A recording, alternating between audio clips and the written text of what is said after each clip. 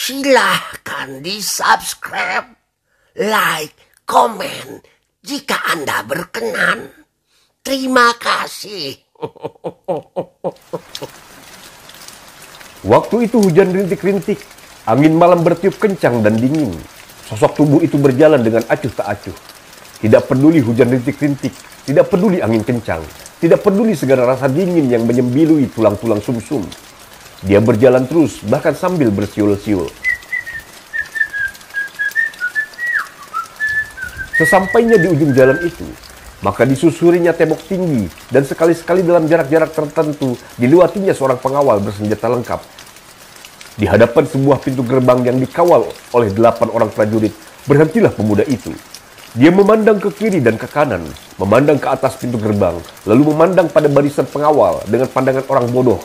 Pengawal-pengawal pintu gerbang mula-mula memandang saja dengan penuh curiga. Namun kemudian salah seorang daripadanya membentak. "Pemuda gondrong, ada apa kau celingak-celinguk di sini?" Dibentak malahan pemuda ini tersenyum. "Apa kau tidak tahu berada di mana saat ini?" bentak prajurit pengawal yang lain. "Ah, itulah aku mau tanya, saudara. Apakah ini istananya Sang Prabu Raja Pajajaran?" 8 pasang mata prajurit pengawal memandang dari atas ke bawah. Tak ada kesimpulan lain bagi mereka daripada berpendapat bahwa pemuda ini tentulah pemuda berambut gondrong itu, seorang yang kurang ingatan. Seorang prajurit yang agak berumur maju ke muka. "Orang muda, ini memang istana Raja Pajajaran. Siapapun tak diperkenankan berdiri lama-lama di sekitar sini." Pemuda itu garuk-garuk kepalanya. Kalau berdiri di sini saja tidak boleh, tentu masuk lebih tidak boleh lagi ya. Katanya perlahan-lahan seperti pada dirinya sendiri. "Berlalulah dari sini," kata prajurit tadi. "Tapi aku mau bertemu dengan Darah Murni," kata si pemuda. Prajurit tua itu pun tertawa. "Tak seorang pun yang diizinkan bertemu dengan Tuan Putri, apalagi kau." "Ini urusan penting sekali, saudara," desak si pemuda. Salah seorang prajurit yang lain yang sudah tak sabaran berkata, "Pemuda gila, berlalulah dari sini, atau pangkar tombakku akan memenjutkan kepalamu." Tapi si pemuda tidak memperdulikan ancaman itu. "Saudara pengawal, dengarlah," katanya. "Aku pernah kenal dengan Darah Murni.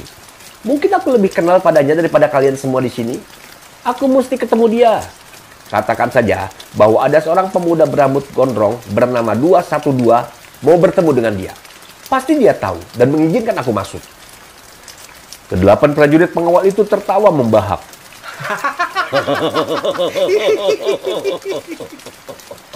Beberapa di antaranya malah mencibir, dan seseorang di antara mereka berkata, "Kau salah alamat, kawan. Mestinya kau datang ke rumah dukun gendong. Minta obat kepadanya agar otakmu yang geblak sinting itu bisa diperbaikinya."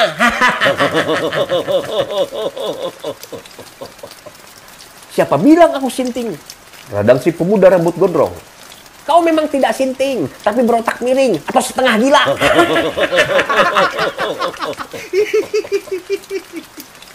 Dan gelak membahak terdengar lagi di depan pintu gerbang istana itu. "Kalau kalian tidak mau kasih aku masuk, tak apa," kata si pemuda yang tidak lain adalah pendekar 212 Wiro Sableng. "Tapi satu hal yang aku katakan, aku tidak gila. Kalianlah semua yang gila. Tertawa tiada pangkal sebab." Habis berkata begini, pemuda itu berlalu melangkah sambil bersiul-siul.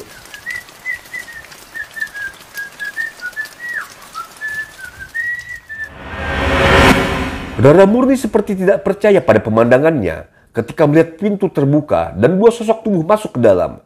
Yang seorang adalah inang pengasuhnya, seorang perempuan tua, sedang yang satu lagi adalah pemuda berambut gondrong yang pernah menolongnya tempo hari. "Kita bertemu lagi, Rara," kata Wiro Sableng.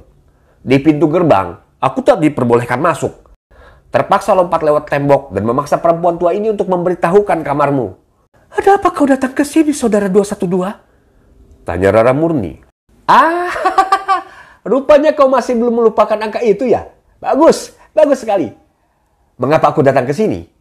Untuk bertemu dengan kau tentunya," kata pendekar 212 pula seraya menyandarkan punggungnya ke pintu yang ditutupkannya.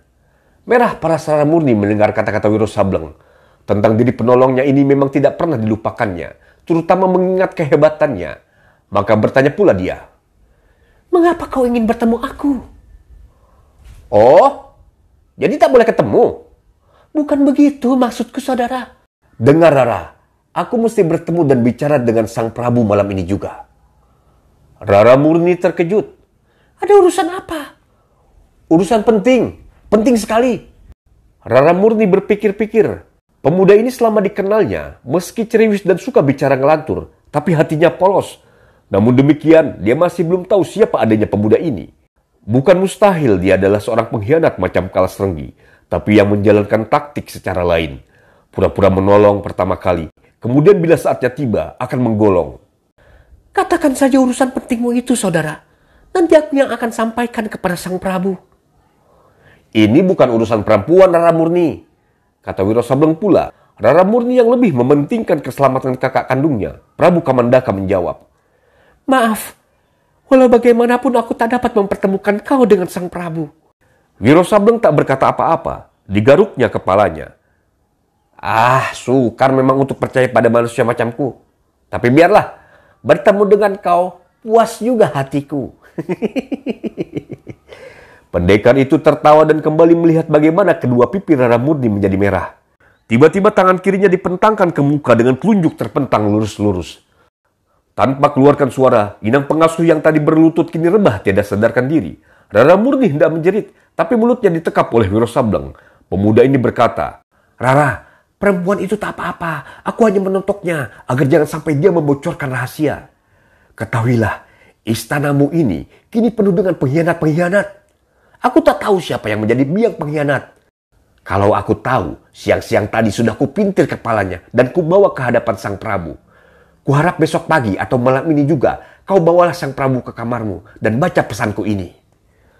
Habis berkata demikian, pendekar 212 melangkah ke dinding dan pergunakan jari telunjuknya untuk menulis. Menulis rentetan syair yang mengandung nasihat dan peringatan. Dalam waktu yang dekat akan pecah pemberontakan. Pemberontakan menggulingkan Sang Prabu dari tahta kerajaan. Istana penuh dengan pengkhianat-pengkhianat bermuka jujur, tapi berhati culas setan. Siapkan bala tentara di luar tembok kerajaan. 212. Sampai ketemu lagi, Rara Murni, kata pendekar 212 Wiro Sableng sehabis menulis rentetan syair itu. Lalu cepat-cepat ditinggalkannya kamar itu. Rara Murni memburu ke pintu, tapi si pemuda sudah lenyap.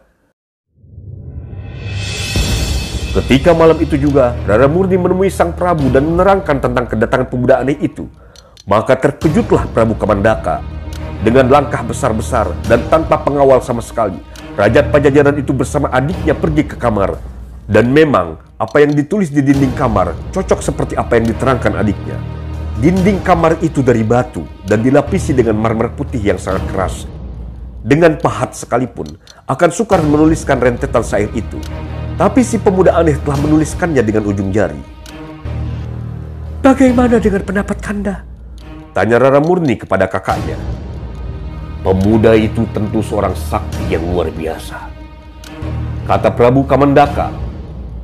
Tapi apa yang dituliskannya di dinding ini adalah satu hal yang belum aku bisa percaya. Tentara kerajaan telah mengadakan pembersihan dan tak seorang pengkhianat pun ditemukan. Mungkin mereka sudah menyingkir dan mempersiapkan diri di satu tempat yang tersembunyi di luar kerajaan, kata Rara Murni pula. Prabu Kamandaka mengusap-ngusap dagunya, lalu katanya, rahasiakan tentang tulisan ini, Dinda. Meski aku tak percaya, aku akan mengadakan penyelidikan juga. Sesudah itu, keluarlah Kamandaka dari kamar adiknya.